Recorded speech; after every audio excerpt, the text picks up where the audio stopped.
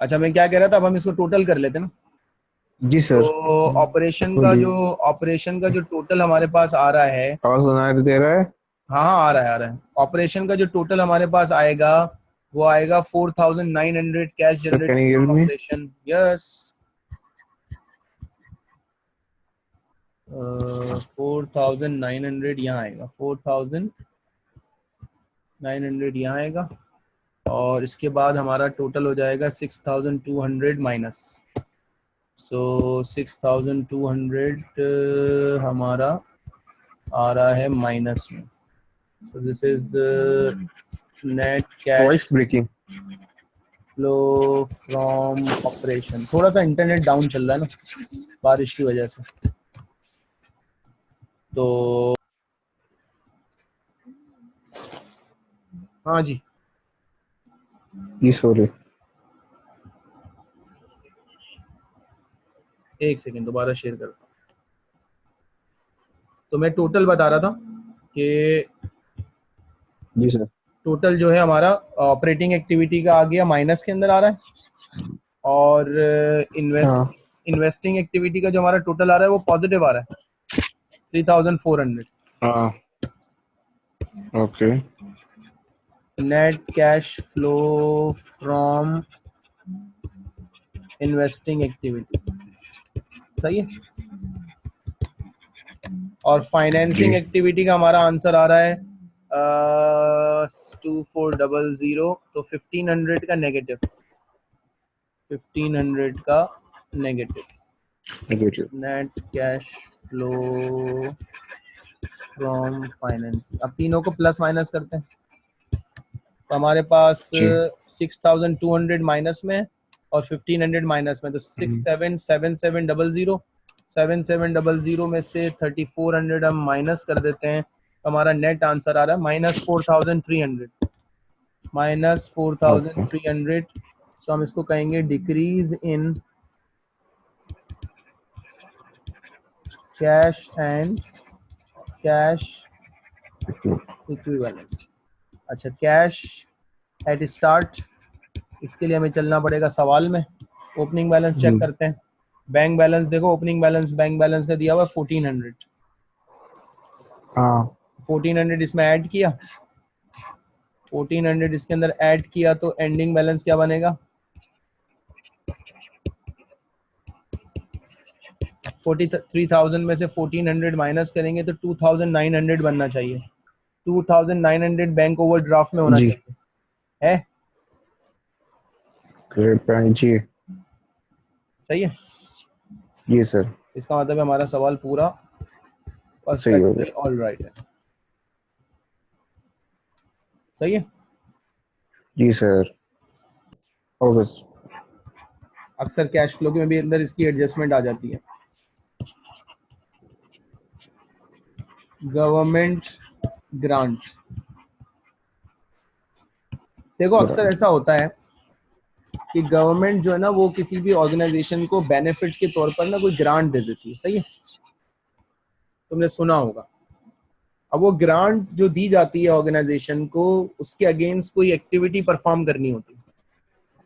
तो हम ये नहीं डिस्कस कर रहे कि ग्रांट क्यों दी जाती है, उसका फायदा क्या होता है, उसका नुकसान क्या होता है। इम्पोर्टेंट हम उसका अकाउंटिंग ट्रीटमेंट। पे आएगा ना सर? जी, दोबारा बोलो।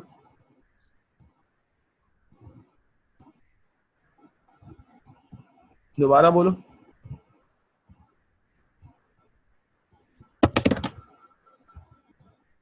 हेलो। हाँ दोबारा बोलो। ओके। देखो ग्रांट दो तरह की होती है। एक होती है ग्रांट रिलेटेड टू एसेट, और एक होती है grant related to income.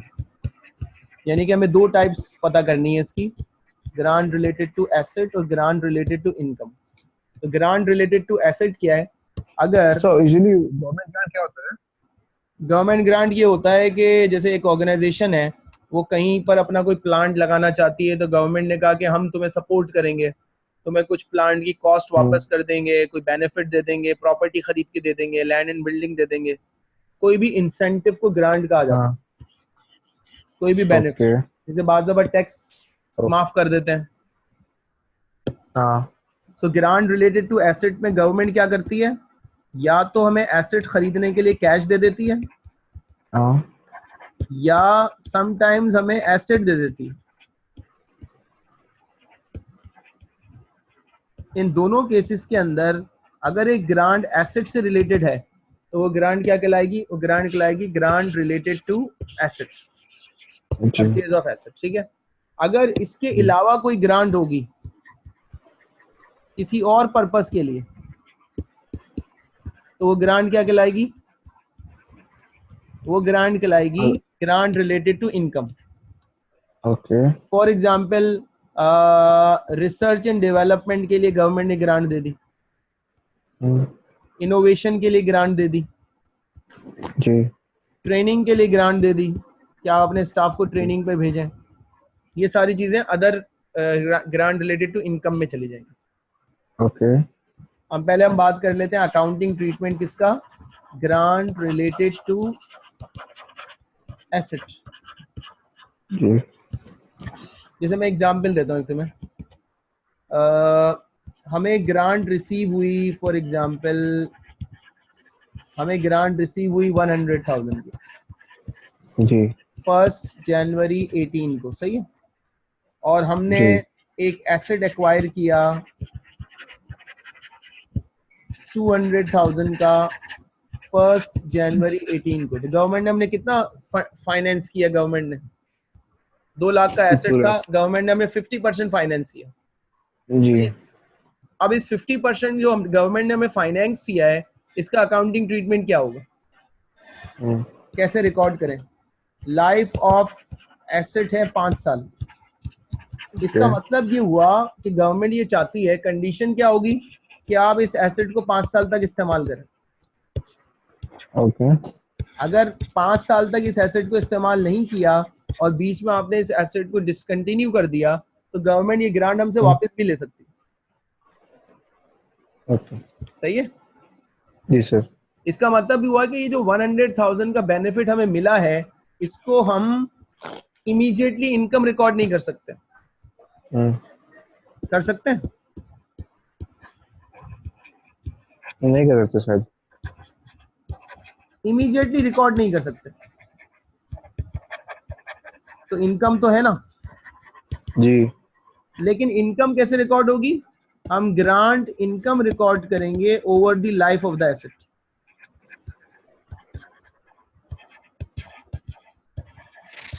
Aahista Aahista income record करेंगे। जी अब जो ग्रांट हमें मिली है ना आज, जी सर उसको हम इमीडिएटली क्या रिकॉर्ड करेंगे, उसको इमीडिएटली हम रिकॉर्ड करेंगे डेफर्ड इनकम। ओके और डेफर्ड इनकम होती है liability.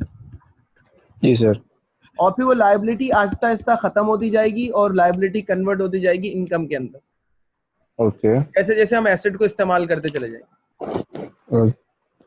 So grant related to asset के 2 पॉसिबल अकाउंटिंग ट्रीटमेंट है IAS 20 में। 2 पॉसिबल अकाउंटिंग ट्रीटमेंट में पहली अप्रोच कहलाती है डेफर्ड इनकम अप्रोच, और दूसरी अप्रोच कहलाती है डिडक्शन फ्रॉम एसेट अप्रोच।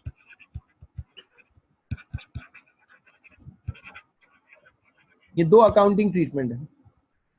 तो हम पहले बात कर लेते हैं इसके ऊपर। अगर ग्रांट मिली हमें एसेट से रिलेटेड और डेफर्ड इनकम अप्रोच इस्तेमाल करनी है तो सबसे पहली जो एंट्री हम पास करेंगे वो हम पास करेंगे ग्रांट मिलने की, कैश को डेबिट किया और डेफर्ड इनकम को क्रेडिट कर दिया। डेफर्ड इनकम लायबिलिटी में चली जाएगी, सही। ओके उसके बाद जो हमने एसेट खरीदा तो एसेट को डेबिट किया और कैश को क्रेडिट कर दिया, सही है जी ये तो 1 जनवरी पे एंट्री पास हो गई। ओके अब जब ईयर एंड कंप्लीट होगा तो ग्रांट का एक पोर्शन इनकम में कन्वर्ट हो जाएगा, जी उसकी एंट्री पास होगी। डेफर्ड इनकम को डेबिट करेंगे और ग्रांट इनकम को क्रेडिट कर देंगे। Okay. Liability debit, income credit, कितने अमाउंट से करेंगे? तो इसके लिए टोटल ग्रांट कितनी थी? टोटल का 100 प्लस लाइफ कितनी है एसेट की? 5 तो पर एनम ग्रांट कितनी होगी? 20,000। तो ये 20,000 की इनकम बन गई एक साल के बाद। ओके। ये income profit and loss account में जाएगी। Okay sir. सही है। जी सर। और जो ईयर एंड के ऊपर एक और एंट्री इसकी पास होगी, वो होगा डेप्रिसिएशन ऑफ एसेट्स। डेप्रिसिएशन की क्या एंट्री होती है? Preparation allocation. Depreciation debit, allowance for depreciation credit. जी। डेप्रिसिएशन कितना होगा पर एनम?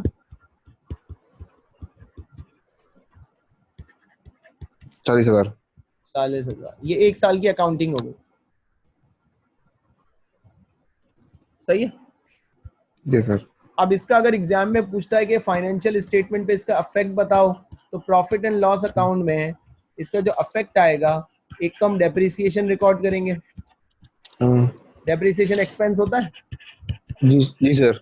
और दूसरी तरफ हम ग्रांट इनकम रिकॉर्ड करेंगे। 20,000 की ग्रांट इनकम, तो नेट इनकम कितनी, नेट एक्सपेंस कितना हुआ? 20,000।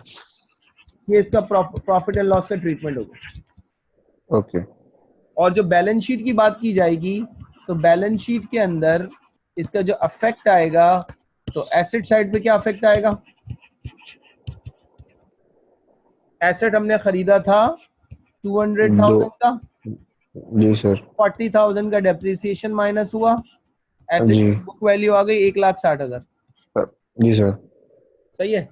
ग्रांट की लायबिलिटी कितनी बची, डेफर्ड इनकम? टोटल कितनी थी? 5। 1,00,000। 1 लाख सर। जैसे 20,000 प्रॉफिट एंड लॉस अकाउंट में चला गया, जी सर। तो ग्रांट की लायबिलिटी कितनी बची?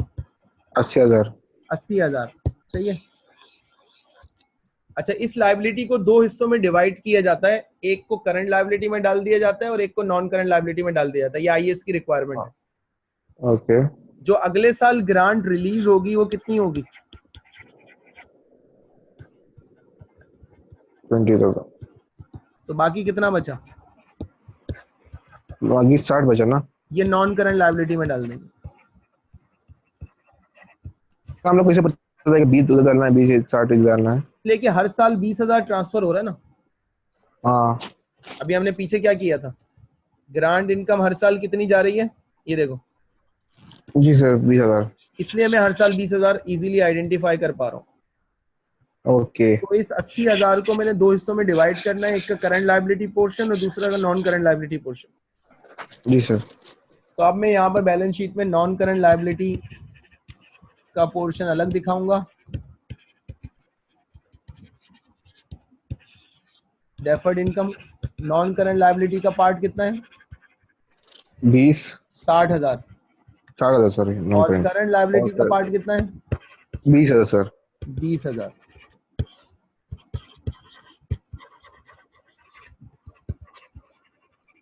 अच्छा, ये जो आईएएस है ना 20, जी सर।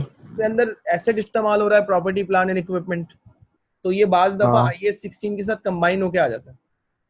ओके। सही है। तो आईएएस 16 में जी जो हम सर। प्रॉपर्टी खरीद रहे हैं, प्रॉपर्टी प्लान हाँ। एंड इक्विपमेंट, अगर वो हम कैश पे खरीद रहे हैं, वो हम लीजिंग के ऊपर खरीद रहे हैं, या वो ग्रांट की फॉर्म में हाँ। खरीद रहे हैं, तो हर जगह ये ओके। इस्तेमाल हो जाता है। ओके। सही है। तो अगर लीजिंग पर तो लीज का ये आएगा ना, आईएफआरएस आएगा ना, हम्म। स्टैंडर्ड। बिल्कुल। तो उससे कनेक्ट को क्या आएगा? क्या आएगा? मतलब उससे मिल क्या आएगा? उसके साथ मिलकर भी आ सकता है और लीजिंग का आईएएस अलग भी आ सकता है। Okay sir. सही है। जी सर।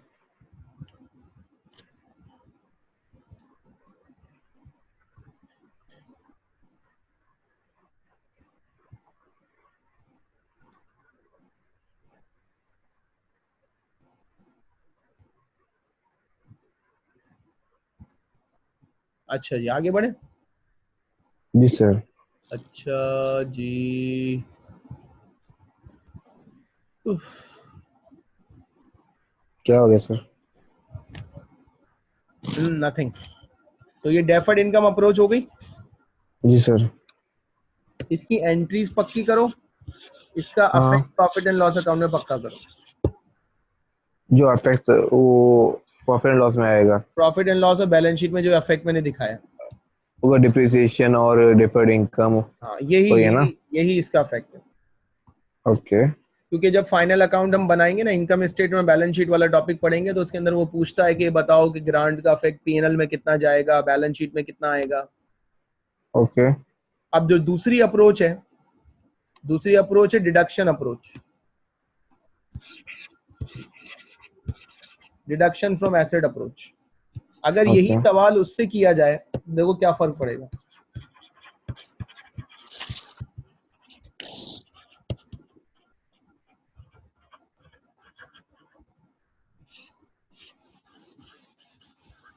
अच्छा, नासिर जो है ना, नासिर भाई, जी सर।